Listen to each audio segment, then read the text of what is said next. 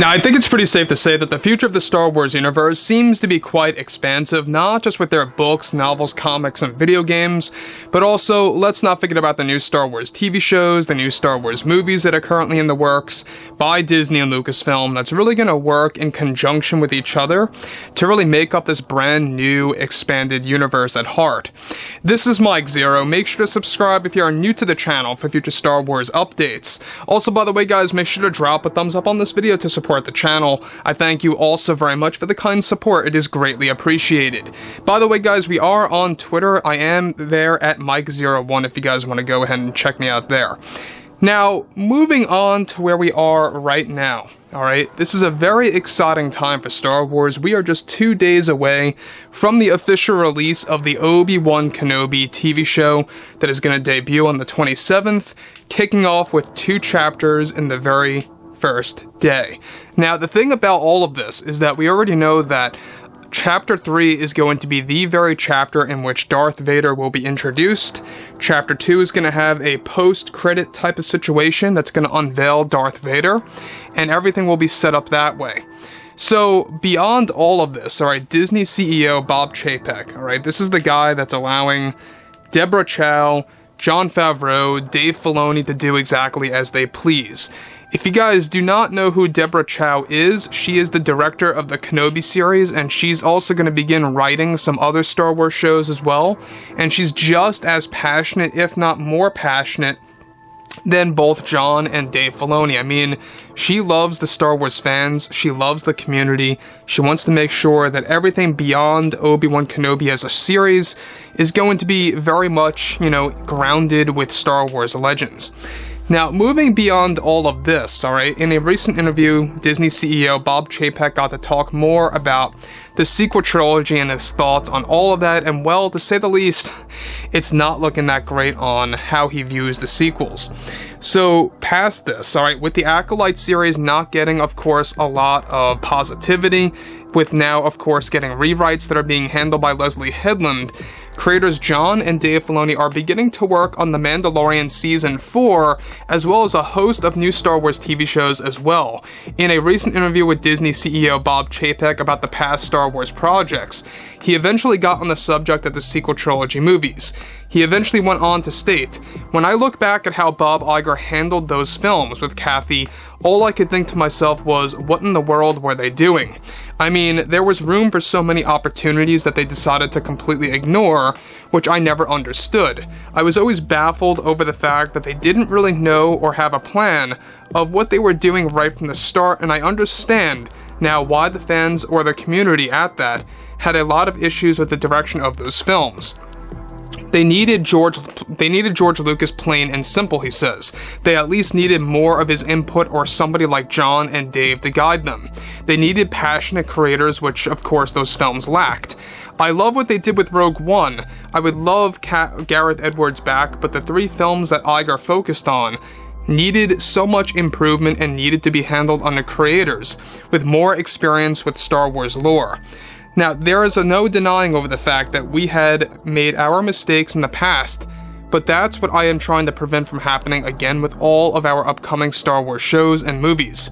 We have amazing projects in the works that I can assure the fans will be happy about, that we will be announcing in the coming months and next year as well, for the fans to look forward to." Now, let me just stop right here for a second. Now, we already know that Bob Chapek has a problem with Bob Iger, and I don't know if you guys knew this, but when Bob Iger left as the Disney CEO, alright, they left in a very awkward way. There was actually quite a falling out between both Iger and Chapek when Iger left in early 2020.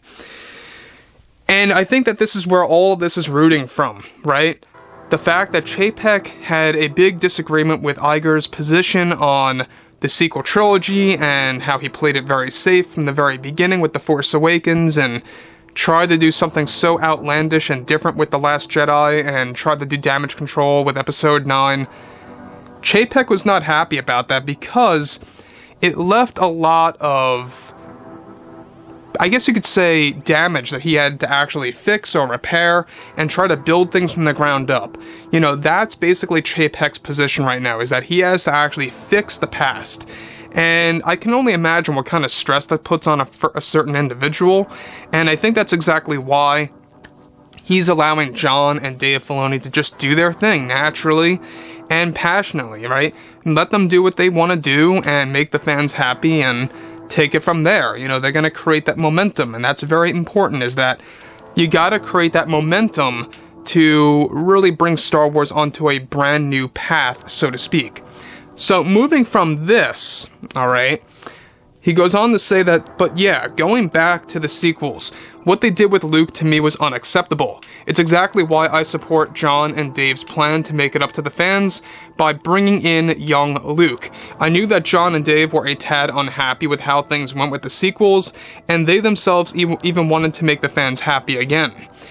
They missed out on so many things, such as a reunion between all three characters like Luke, Han, and Leia, and the lack of the Skywalker legacy. I can truly and deeply understand why fans felt outraged over our decisions with those movies.